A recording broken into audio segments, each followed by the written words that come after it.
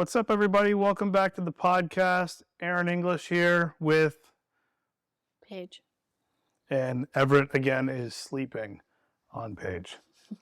Today we're going to be going through episode 2, kind of related topics, COVID versus non-COVID babies, a little bit of their birth stories, and some postpartum conversations as well. So why don't we just get straight into it? Okay. Addie so we found out we were pregnant the week that everything shut down during COVID. So, pregnancy was like pretty uneventful, whatever, very typical. Didn't get sick until the start of the second trimester, which is like not super common. Usually people are feeling better at that point. And I was pretty much nauseated until the beginning of the third trimester. You were nauseated a lot. But other than that, like, it was pretty, very normal until I was 33 weeks, I think, when I went in for my appointment and I was measuring ahead. Maybe I was 34 weeks. Yeah. And I was measuring ahead. And so at that point, they sent me for a growth scan. She was measuring big. So I ended up doing a repeat scan 2 weeks later. Yeah. And at that point, I remember I was driving into work on the Friday, and I said to you, I was like crying on the phone. I was like, I can't do this anymore. Yeah. I'm just too tired. Like, I just can't do it.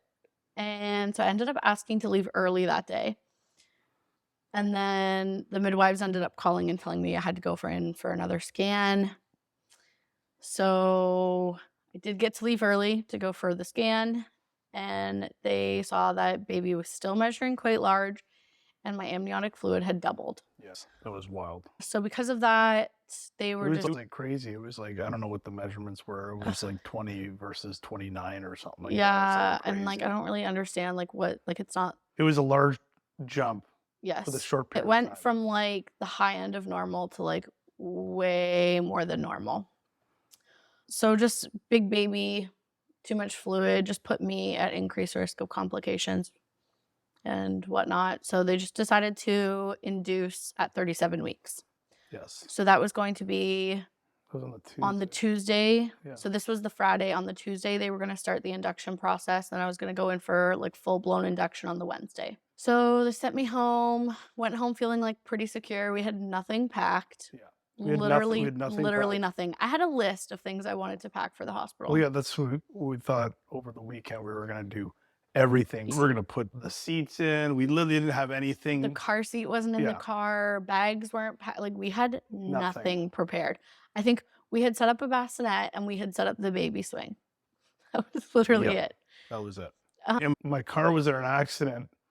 It was a couple weeks prior, right? And like a month earlier. And it was like that week that we got it back. That we had got it back. Thank goodness. And I wasn't in an accident.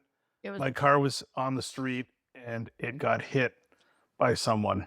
Yeah, and did like a huge amount of damage where I had 4 weeks with a rental car.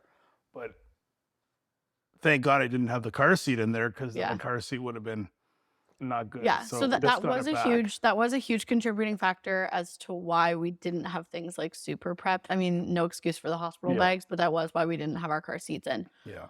So I came home that Friday afternoon and I told you that like the next day we were going to do everything. Yes. So at that point, I mean, like anybody that has been pregnant knows, like you're basically getting up like a million times a night to go pee. So I woke up at 6:30. We got to also talk about how we're like, oh, maybe we'll go out to dinner, just us two, one last time before. Yeah, like I had plans. Yeah, I had told Aaron on the way home, I was like, if we're not having this baby like tonight, because we knew there was some other stuff going on, so we weren't really sure when they were going to tell us that like baby needed to come. Yeah. So yeah, I was like, if the baby's not coming like super, super soon, then we're going to eat some of the stuff that we had bought for the freezer in preparation for postpartum. And I said, if we have some time, that's what we're going to do. If we don't have time, we're going to go out to eat and have like one final date night. So we thought we had until the following week. And so we ate some of our freezer stash, went to bed, woke up at 6:30, and I was like, oh, do I need to pee? And I went to sit up a little bit and I was like, oh, no, that's not pee. That's my water. And the midwife had told me, like, you're not going to have a question about whether or not your water broke. Like, was like, your water is going to be like movie style. No, it was definitely movie style breaking. So I looked over at Aaron and I was like, my water just broke. And I will never, ever forget this. This is like a memory that is so deeply burnt into my memory. Aaron jumped out of bed, ran out of the room. I was still sitting on the edge of the bed, ran out of the room, ran back into our bedroom and was like, oh my God, what do we do? And I was like, well, first you need to get some towels and a diaper for me, because when I stand up, this is going to be like a But it flood. wasn't that calm. It was like, I think you need to get some towels and a diaper for me. I was like leaking. So as suspected, I stood up and I just about flooded our house. Yeah. It was dramatic. It was very dramatic. And then because I was not yet 37 weeks, I was 36.5. But then that set my expectations for our next birth as to when the baby, how your water's gonna break. So yeah, you had very different reactions. Yeah. So because I wasn't 37 weeks, I had hoped, like, I had a birth wish list, didn't have like a strict plan, but my wish list was for things to go like pretty much as naturally as possible. I wanted to stay at home, labor as long as I could. I wanted like a drive-through labor. Like, I wanted to show up at the hospital, push the baby out, and immediately go home, basically. We had used midwives for both pregnancies. And when you use midwifery care, because they come to your house on day 1, 3, 5, I think is the schedule, you can be discharged as early as 4 hours if you have a hospital birth after birth. So because I wasn't 37 weeks, had to go immediately to the hospital. It was nice that we did have midwives, though, because there was no questioning whether or not my water had broken. There was no questioning, like, okay, the baby has to come now, like within a certain amount of time. So we showed up at the hospital and my midwife met us in the front foyer and brought us up. She had already she had already been to like the nursing station to have us like registered. So she came, met us in the foyer, walked us up and put us directly into a room. We didn't have to talk to any of the other hospital staff. Yeah. Obviously this was in the height of COVID-19. Yes. 2020. So then they wanted to start me on Pitocin right away because I was 1 centimeter dilated. I'd been 1 centimeter the day before as well. And I had started having like some cramping, but like my labor started with my water breaking, which is not ideal.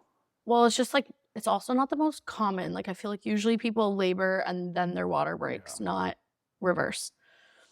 So started on Pitocin, did Pitocin only for 8 hours almost. Yeah. Or 6 hours before I was starting to get pretty uncomfortable at that point. And I still hadn't really dilated. And they were basically like, the anesthesiologist is going into surgery. He won't be available to do an epidural. If you're going to get one, like, now's the time, unless you're okay to wait like 3 hours. So ended up getting the epidural, which was nice. I was able to get a little bit of sleep. And then the epidural stopped working. Yeah. It was wild because because obviously you were progressing. So then they were trying to pump up the Pitocin. Yeah. And then it was just like a constant ride of the contractions were coming too frequently, and then my epidural wasn't really working. And at first I kind of liked it because I liked being able to feel when I was having the contractions, but then obviously it was just not ideal. It was just like it was coming, and then you didn't even have time to rest. It was like literally coming and then coming back again. And I was still feeling all the pain, but I literally had no function over my legs. So even when they were trying to get me rotated and whatnot to try to help reposition baby, it just I couldn't help, but I also was in so much pain. Yeah. So I mean, that was basically the start of just everything really going downhill, I feel like. Downward spiral there. So then they were having to give me top-up meds every 45 minutes. I was still in, like, a lot of pain. Eventually, it just got to the point, baby's heart rate had gone, Skyrocketed. it had elevated and not come back down. So she was no longer recovering in between contractions. I had still not dilated past a 6 or 7. My water had been broken for almost 20 hours. Yes. And so it was just like a whole storm of things not really going the way that things should have gone. And they just decided, and then like, it being a big baby. and then the big baby 4 weeks and early, it was whatever. Well, she was really only 3. Yeah, I guess. So basically the decision was made, C-section was needed. So went in for the C-section. I like really asked them, they're like, okay, get ready. We're going to give you your spinal. And I was like, are you sure you can't just use the epidural? They're like, well, it doesn't work. So do you really want that? And I was like, I guess not. So we did the C-section. I was so tired. Yeah. At that point. Like, I was absolutely exhausted. Obviously, like, we had called family and told everyone that I was in labor. Yeah. But it was COVID. Nobody could be there except for Aaron. So all of our families were just on standby. My family was all together. They had gone for a hike that day. Your family was obviously back in Toronto, just waiting for word. So it was just us two, which, I mean, because it was a C-section, turned out fine. Yeah. And it was nice during the actual labor portion. Like, it was nice just having you there. Yeah. So that was that. C-section was pretty also uneventful. Like, it's quick. Once they tell you, they told me I was going for a C-section, and like within half an hour, baby was out. It wasn't like an emergency C-section. It was just very unplanned. Yeah, and the doctor was actually really good. I felt. Like, Doctor was great. his assistant, though, had a little bit of like hypoglycemia. Almost passed out in the OR. Passed out in the OR. So he and had then to leave. When they did the C-section, even more fluid came out, and they were like, everybody in the OR, I remember them being like, oh my God, look at all this. I remember it happening, and I was like, this is straight out of a Grey's Anatomy scene. I will say, I thought this was normal, and now that I've had 2, was not normal. No. At the end of my C-section, the anesthesiologist stripped me completely because he's like, you're literally soaked up to your neck in amniotic fluid and blood. So he stripped me down, put new gowns on. That was that. I remember like shivering uncontrollably. Yeah, and the anesthesiologist was really good. He was really good. So, I mean, that was that. Recovery was okay, but Addie was hypoglycemic. Yeah. So wasn't there something else that was going on with her, or is it just the blood? So there was a lot of things with Addie were like borderline. So her respiratory rate was borderline. She had retractions with her breathing. Her blood gases were also all like borderline. So they were normal, but like right on the cusp. So the nurse that was taking care of me and the midwife were both pushing for her to go to the NICU. I was just kind of fine with whatever they felt was best. Like, I didn't really feel like they were trying to take my baby away from me. Yeah, no. But they ended up deciding that we were going to go to postpartum with her, but that we were going to have more frequent monitoring by the hospitalist team. But then she had another blood sugar check, and it was low, and that her ticket to the NICU. Yeah. So Aaron went with her to the NICU. I went back to recovery. All was fine. They told us like she needed time to get settled up in there and get an IV started and all that. She was the biggest baby in the NICU, though. By like probably at least 4 pounds. Yeah. There was a kid there who had been there for like 3 months, and he was only 4 pounds. And you got baby Addie, who is almost 9, crying, rocking the isolate at a day old. Yeah. So that was fine. We recovered for a little bit. As soon as I was able, I like called and asked if we could go like ASAP. And the nurse basically was like, if you can prove to me that you can walk, I'll take your catheter out and you can be free to go whenever. So we did that, went to visit. Definitely very emotional. I remember walking in the first time because I didn't know where she was in the NICU because Aaron was the only one who had gone in with her while I was in recovery. And I remember walking in saying to Aaron, like, if that's I could hear a baby crying. Yes. And I already was getting teary-eyed without even knowing that it was our baby. And I remember saying, like, if that's our baby, like, my heart's just going to shatter to know that our kid is sad and needed me, and like I wasn't here for her. Yeah. It was our baby crying. Yes. So she was there for the better part of a week. She was in the NICU for 6 days. Mm-hmm. Originally, because of her hypoglycemia, she was on IV for a couple days, came off that, but then her bilirubin was high. Yes. So she needed light therapy. So there was never a point where we were like concerned overall. Like we knew that these were like very easily fixable problems. It's just emotional. I mean, anybody who's ever had a kid in the NICU, like it's hard. And you live your life on the NICU's feeding schedule, which is feeding every 3 hours, which you would do at home anyway, but it's not like you put your baby down and you go to sleep. It's like you have to get there and back, and to be on their schedule, you have to show, they don't want you to show up at 3 a.m. They want you to show up at 2:45 so that you can get the baby out, weighed, diaper change, all those things. And we were fortunate enough Yes. that we were able to stay in the Ronald McDonald house within, I think it's the only one that's within a hospital. The only one that's within a hospital. Yeah. So it's like one floor above the NICU, which is incredible. We were very fortunate. Like if you ever have the opportunity to donate. Yes. We will always be grateful for the Ronald McDonald Foundation. Yes. So I basically just spent the first week of her life crying every opportunity I got.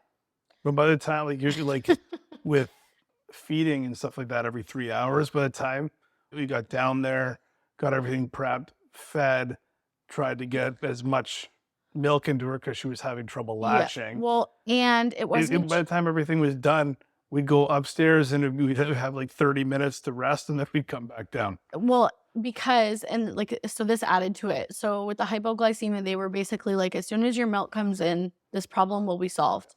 And they had really pushed for us to just use formula with her. And mentally, and this is part of like the difference between both of our kids. Yeah. Mentally, I couldn't do it. My labor had gone so far off of what I had expected, hoped for, dreamed of. Yeah.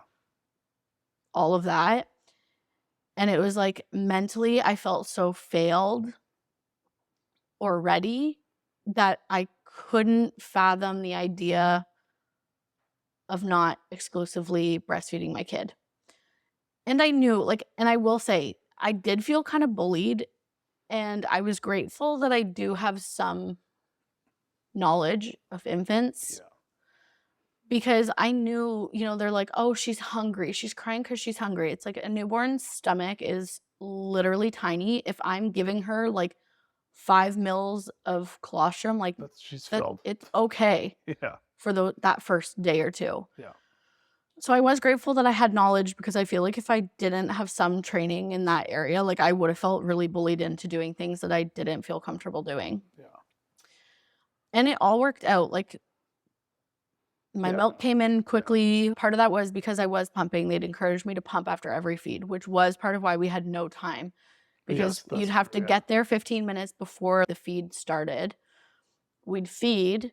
We'd be down there for like 45 minutes to an hour. And then you have to make it back upstairs. I had to pump. We had to clean the pump and then try to get some sleep.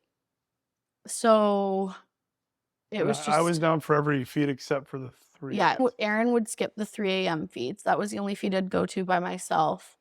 But otherwise, he was there for all the feeds. So he was also like doing the drive back home to get things that we needed, because I had packed my hospital bag for 24 like hours, I was going to show up to the hospital, deliver my baby, and go home. Like I literally had packed myself like a change of clothes to go home. That was it. Yeah. So I didn't have anything else. So Aaron was having to go home and bring like nursing bras and just everything else that you need for postpartum. Yeah.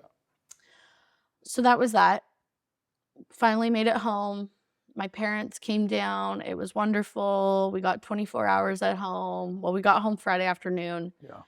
And they had sent us home and told us she needs a Billy check on Sunday morning. So went to get her Billy checked on Sunday morning. It was back up. We got readmitted to the hospital. So we'd been discharged. I remember on when the Friday. we came home, and it was like the next day she was like, pretty Oh, yellow. she was pretty yellow, and I was like, oh, that does not look good. Yeah. I was just in denial. I was like, no, she's fine. Everything's fine. She Was looked like not she had a weekend in Santorini. was not fine. She got readmitted. That was not ideal because she was a week old at that point, so we got admitted to peds instead of NICU. Yeah.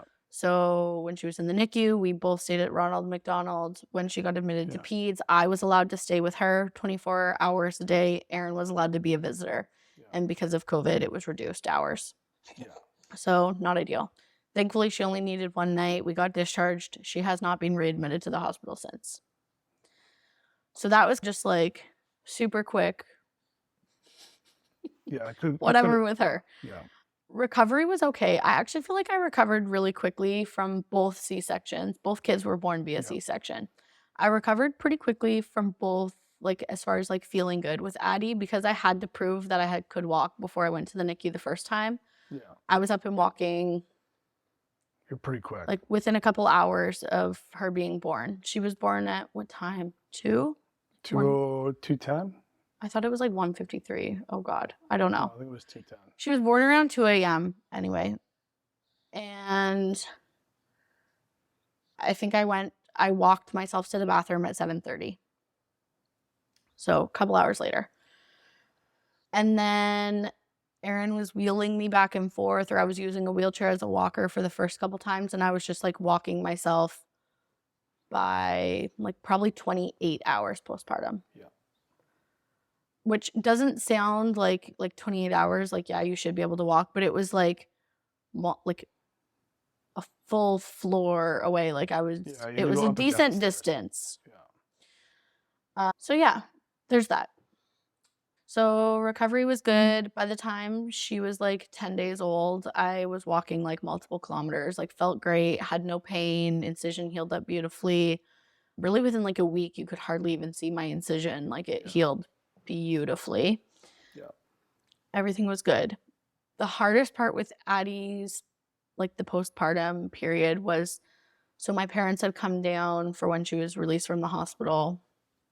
And then she was readmitted, so they left. So we didn't know how long that was going to be. And that was a Sunday. They worked on Monday. Yeah. And then Erin's parents, well, his mom ended up coming down and his dad ended up joining. Yeah. And she was able to work from home because of COVID. So she was down and was able to help because I had all these appointments. I couldn't drive. So it was great. They were down until she was, so they came down when she was a week and a half and stayed until she was what, 3 weeks or 3.5 weeks old. So that was wonderful. Mm-hmm. But then after that, it was COVID. So my friends I have a handful of friends that are not in healthcare. Yeah. But like a majority of my friends work in healthcare up in Midland. They all work on a unit. It's like the only medical unit. They either work in Emerge, ICU, or the medical unit that was getting the COVID patients because it's a small hospital. So none of them were going to be able to come down because they were all in nowhere in healthcare wasn't high risk, but like in the higher risk areas. Yeah. And then down here, I work in ER. Yeah. So all my friends work in Emerge. Yeah. So, and then our families are all mainly 4+ hours away. Yeah. So after Erin's parents left, like that was basically it. Like we were just here. So it was lonely. Like it was hard. Part of me is like a little bit grateful because I did get all of that time to bond with her and just have that time. And like, there is a big part of me that's grateful for that. There was no pressure to feel ready to go out into the world and go grocery shopping and go shopping and hang out with friends and introduce her to everybody. There was none of that pressure. You're just slow. So yeah, it was really easy to take things slow, which I appreciated at that point, especially now that I've had it the other way. Like I do really appreciate it looking back. But it did feel very lonely some days. Erin was in school every other weekend. I was in massage therapy school, going to Hamilton, Ontario. Every other weekend. Every other Sunday. So every other weekend I was home alone starting from when Addie was like 2 weeks old. So there was just times that it's like I didn't have that backup here if she had like a really bad night, things like that. And then because of COVID, I didn't have people, that could come and help. So that was hard. I mean, I probably could have asked. I know this, and this is another big difference between being a first-time mom and a second-time mom is I hate asking for help. So even when people tried to offer it to me, I was just so closed off to the idea.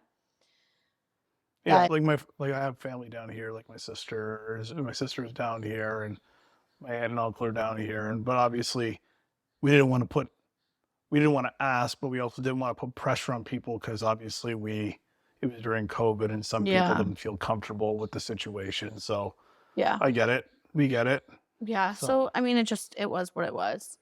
None of my siblings met Addie until she was 6 months old. Yeah. So my brother, Greg had held Addie when she was like a baby, but really none of my other siblings got to really hold her because by the time she had met them, she could sit on her own and was like very firmly attached to mom and only wanted mom and was aware of people like when she didn't know people. So none of my siblings really ever held her as a baby, and that made me really sad. That sucked. But otherwise, I mean, that's just what it had to be. Yeah. With this guy, it was wonderful. With him, pretty much as soon as they were measuring fundal height, I was measuring ahead, so I knew it was going to be a big baby. Yeah. Then he just continued to measure ahead the entire time. So he was always, 2 weeks ahead? Was always measuring 2 weeks ahead until the end. It really started to jump like way more than it should have been. So we had growth scans, and when I was 35 weeks, I think. They're like, this might be a 10. I must have been 30. Baby. When I was 36 weeks, I had a growth scan, and he was measuring 9.5 pounds, which those scans can be off by like 1 to 2 pounds either way. But it wasn't, I don't think. And if anything, it probably was like overestimating him at the time, whatever. Because anyway, he was big. So we had growth scans. He was measuring big. I was exhausted when I was pregnant with him. Like truly, from the second I found out I was pregnant until the day I gave birth, I was just so tired. You were exhausted. It was wild. Yeah, like from the first pregnancy to the second pregnancy. Yeah. You were working still up until you were done, but like this one, you were off for a little bit. You were just exhausted. Yeah. So I ended up going off early. So with Addie, I worked on the Friday and my water broke Saturday. She was born Sunday early in the morning. Yeah.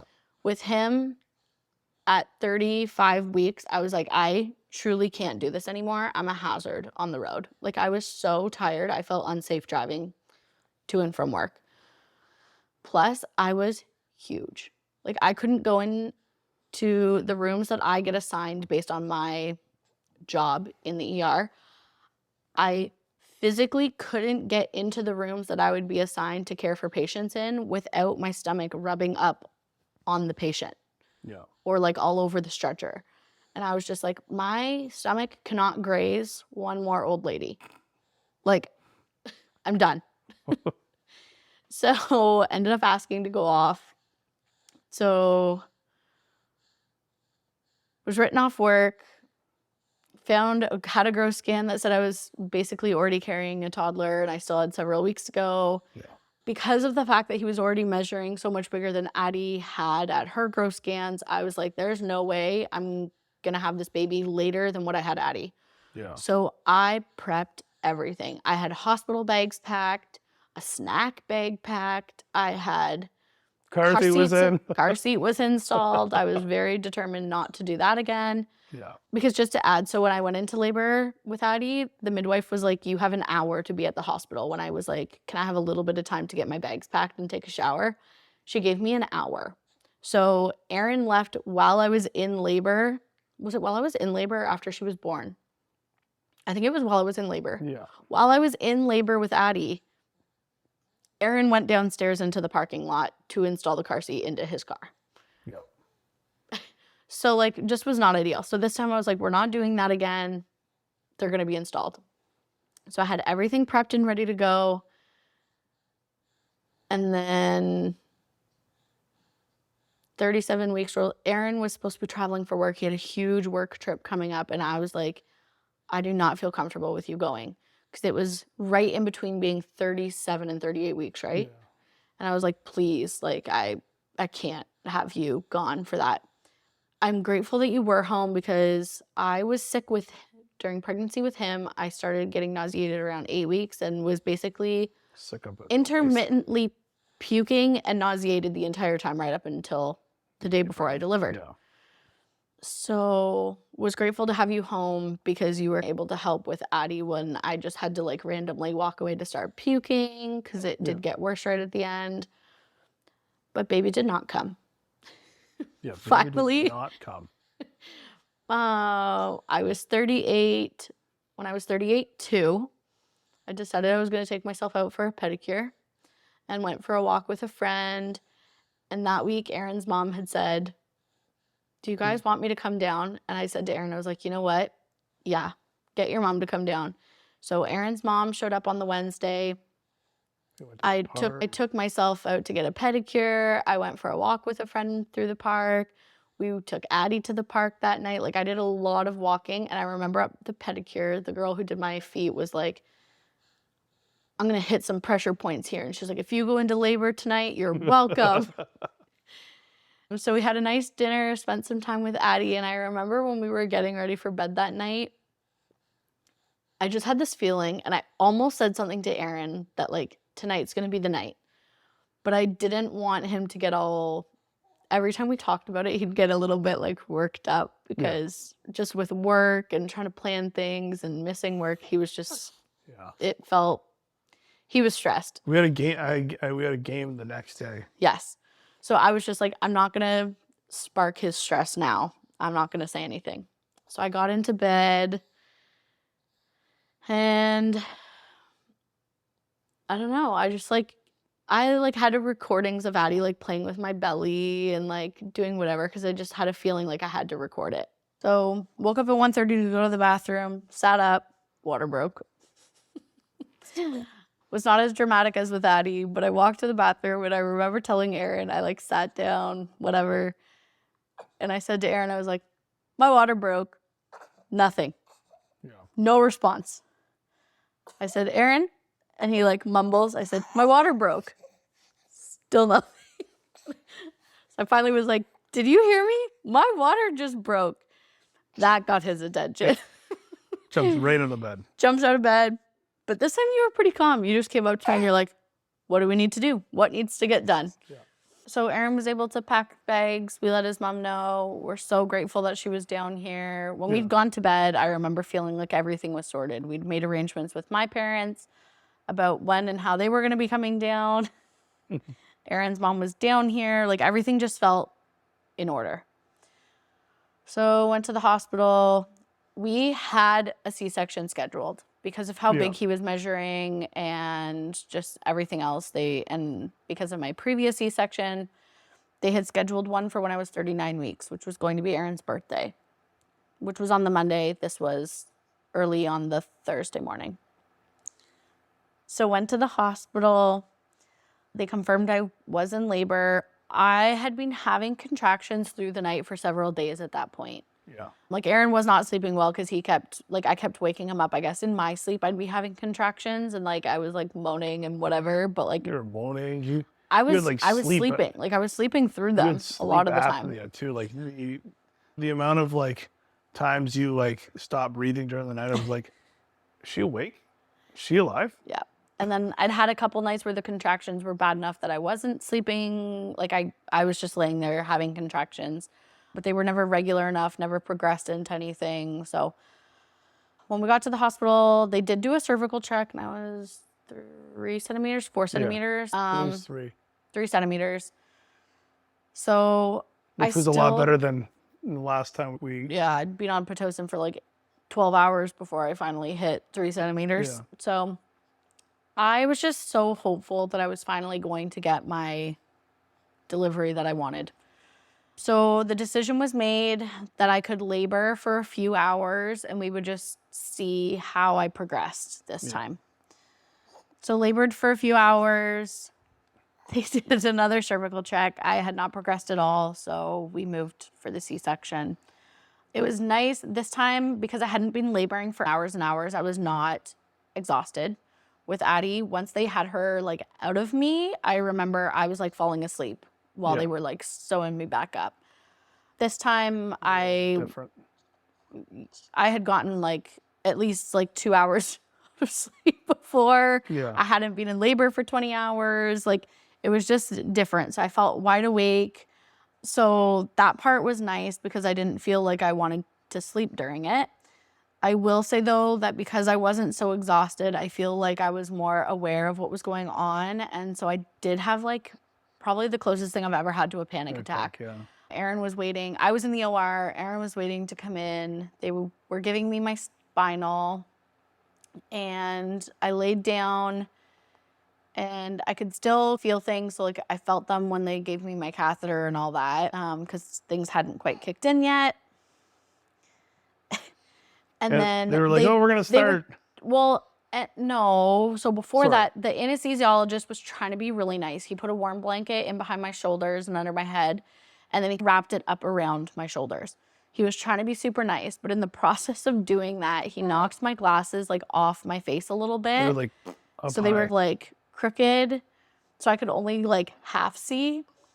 And the way that the blanket ended up falling, it was like encroaching like on my face. So I just started feeling like really claustrophobic, especially as the epidural like did finally start kicking in. And then they were like, okay, we're gonna get started.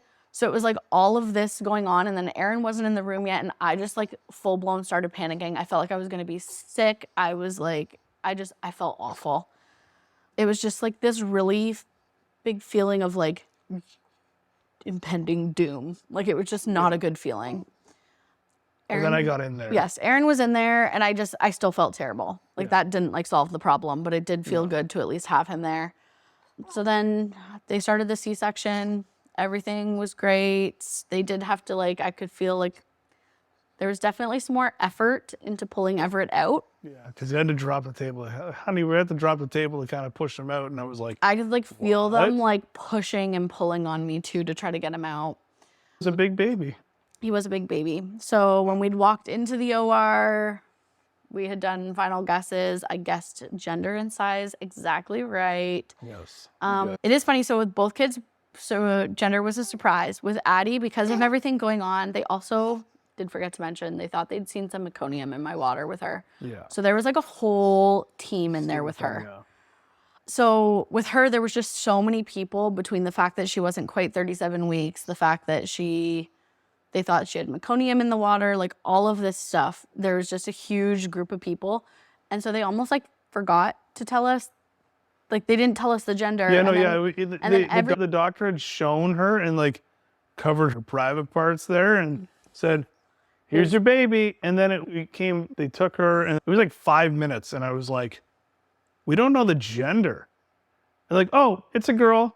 Well, no, you didn't say something. Finally, somebody. No, it was. But the anesthesiologist had also said, "Oh, she's cute." No, I said, we don't even know the gender. And then someone said, I think it might have been the anesthesiologist heard us talking, and then Ginger, our midwife, was like, they don't even know the gender yet. Yeah, but the anesthesiologist had said, oh, she's a really cute baby. So I already knew it was a girl. Like I wasn't like overly surprised when they said like, okay, it's a girl. I was out to and lunch. one of my wish list items had been that Aaron was the one to tell me the gender. So I was a little bit disappointed. That's how we found out, but whatever.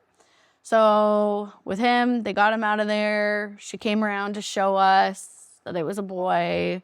So Aaron was the one to like announce it, but like, I mean, certain body parts you can't miss. Yeah, that's right, buddy. That's right. Do you want to go see Dad?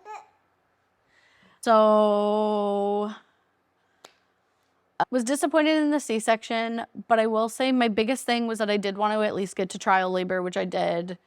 Wanted you to tell me the gender, which, I mean, I saw it at the same time as you, but you were the one to like announce that it was a boy. And I really wanted skin to skin. Like, with Addie, I didn't get to hold her until she was almost an hour old. Yeah.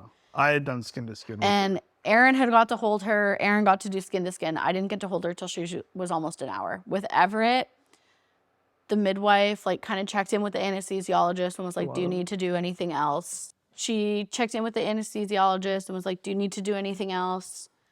And she helped facilitate for me to do skin to skin, which was absolutely incredible. I'm so grateful for that. Like that was by far like the best part of my labor and delivery of both kids was getting to do that skin to skin, even though I was in the OR. Yeah. So that was wonderful. Recovery with him, also good. I did end up with a post-op infection, which took a couple rounds of antibiotics to clear up. But like physically, I felt good. Mm-hmm. Like it was more so that my incision didn't look great, but like I felt great. Everything was fine. I feel like my biggest thing with him was it was hard to compare because with Addie, by the time we came home, I felt good, like walking around, doing whatever. And this time I didn't, but I think I like forgot the fact that we stayed in the hospital for an extra week with her. Yeah. And you were able to recover, and they were giving you meds on like scheduled stuff and whatnot. But overall, like I still feel like recovery was pretty good this time. So yeah, he didn't go to the NICU. I will say his sugar was low at one point. And so they went to give him formula. And this is where I feel like I don't know if it's because mentally I was just in a better place this time after delivery because things went a little bit more as I expected them to, or whether it was second-time mom versus first-time mom, or just my confidence in being a mom. I don't know what it was, but I just did not care about the formula. Like I was perfectly happy to offer him formula. Like if that's what he needed and that's what we needed to do in order to get home as soon as possible, keep him out of the NICU. Like I think that was one of the things. It was like, trying to do everything possible in our power to make sure that he was being satisfied and nurtured and everything was. Well, it was just to keep his sugar up. Yeah, to keep his sugar up. Like why would you like not give him something if it was going to get us home sooner? Yeah. Like so I did not care about the formula. I was happy to give it to him. We continued to give him formula once we were home. And then, I mean, I had gotten to I was pumping after each feeding session still with him as well. So once my milk came in super quickly this time. So then we were able to do top ups and whatnot with milk, breast milk instead of formula. But I was perfectly happy to do that. So there definitely was some confidence pieces. Oh, sad face. Hi. There was some confidence pieces in being a second-time mom versus first-time mom. Plus this time in my postpartum period, I definitely felt more supported. My family was able to come down. All my siblings have met him. Your family was able to come down. Like everybody just got to meet him basically within a week or two. Yeah. I think the last person to meet him was my brother, and he met him. And my dad. And your dad. Yeah. But they both still met him before he was, 2 months old? Yeah. Or he was just a little over 2 months old. So a little under 2 months old. So like within 2 months, our entire family had the chance to meet him, which was much better than Addie. And I just felt like we were more surrounded with people. There was more help. There was people here to help, getting groceries, cooking. My mom was here to help us clean the bathrooms and just do things and help picking Addie up and putting her on the change table so that I could do her diaper changes. Yeah. And I was bad about breaking the rules, and I just picked her up a lot of times. But it was just nice to have that support, and that was probably the biggest thing with COVID versus non-COVID baby was just having like the in-person, we're here to help you support was incredible this time. I loved that. Not being in the NICU was wonderful. Any other big changes between them? I don't really think. No. Like mostly I feel like it was the family aspect that felt so much better and like and so just overall like I feel like it was a less stressful situation, like obviously with COVID being the way that it was, so it was all the unknowns and whatnot. Like I think there was like a little bit of anxiety, almost like a nervousness, a tenseness, whereas like this was our second baby. We kind of had an idea of what was going to happen. We knew, obviously, it had been 3 years since everything had happened with the world. So I think everything was a little bit more, obviously, more known and More relaxed.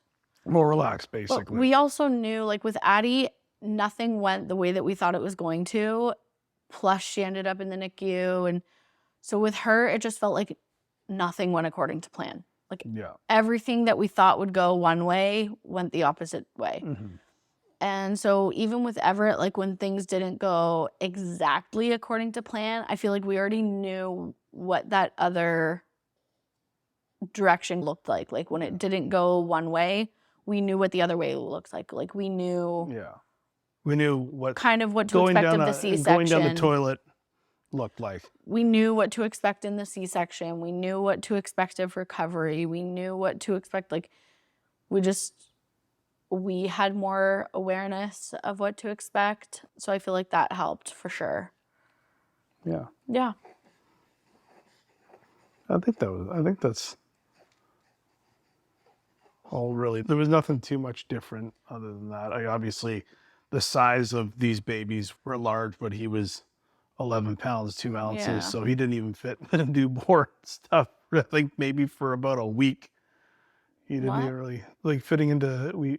He never wore newborn. Yeah. He wore 0 to 3 right. I remember they gave him a newborn diaper and he was like hulking out of it. It was like boom. Yeah. It was all ripped and stuff. Yeah, the only newborn thing he ever wore was a newborn diaper in the OR because that's all they had in the OR. And he was busting out of that. So I had to call my mom and ask her to bring her a sleeve of size ones. Yeah. But otherwise, like everything was good. Everything was good. Yeah. I had a harder time peeing after my second C-section, after they took the catheter. And pooing, right? No. Oh, I thought it was peeing and pooing. Nope. Just pee. Okay. I remember you saying like, yeah, I haven't really peed in a while here. Yeah. So with Addie, like as soon as they took out the catheter, I was able to like sit down and I was able to pee a little bit. And then my first full pee after was like actually one of the most satisfying feelings ever. And then with him, it was like I could sit in bed all day long. I was chugging water. And I was just like, I still don't have the urge to pee. Like I was just going pee because I felt like I should have to go, not because I actually felt like I had to go. Yeah. So that took a little bit of time. Things did sort out. But I think otherwise, tips and tricks as far as like recovery goes, having a recliner to sleep in because laying flat really hurts. So if you have a C-section, a recliner is great. One thing for the babies that we did, I don't know how common it is, but I'm going to add this as like a little tip. Bring olive oil in your hospital bag. Yeah. You could use Vaseline, I guess, too, but I just wanted to keep things like as natural as possible on their little booties when they're like fresh out of the womb. So I brought olive oil and like the first diaper change we did, I would put it on like a little cotton ball or whatever and just apply it to their bum or on a wipe and apply it to their bum. And it keeps everything kind of lubricated. Yeah, like like you could tell like after the first, like when they put the diaper on him and then when he had his first poop or whatever, it was sticky. Yeah, it's supposed to be. The meconium that they have is like tar. It's like super sticky. And you don't want to have to like scrub their little butts. No. So I brought olive oil both times and put it on their bums like as soon as possible. And it made it so that like diaper changes are a breeze. Yeah. And I think olive oil actually has like antimicrobial properties, doesn't it? Like it actually is like a pretty healing thing anyway. Yeah. And it's moisturizing, which baby skin can get very dry when they're first born as well. And irritated. So the olive oil was definitely a thing that we did with Addie that I for sure did with him because it worked out super well. Bring 2 sizes of clothes. Yes. With Addie, her outfit was fine. Like it was like a 0 to 3, but it was appropriate for like newborn, so that was fine. But with him, I had a newborn outfit and a size 0 to 3 month outfit just because we weren't 100% sure of what size of baby was going to be. And what else are good to haves? Trying to think if there's anything else that I feel like we did that wasn't like super common that was make sure no, I don't know. Is that basically it? I think that's basically it. Okay. Okay. Well, also, if we look extremely uncomfortable and hot, yes. if you ever want to test your marriage, have your AC go out the first heat wave of the summer. Yeah. Had no AC for like 2 weeks, and it is hot here. Yeah. So we have been melting for days now. Hopefully the AC is getting fixed today. Yeah. But we are on the struggle bus. We are the definition of surviving, not thriving this week. Yes. That is true. Well, I think we're going to wrap up the session today, but hope everybody liked episode 2. If you're listening on YouTube, make sure you subscribe to the channel, like the video, and obviously comment down below on if you can relate or not to these situations. But other than that, hope everyone has a great day and looking forward to episode 3. Take care, everybody.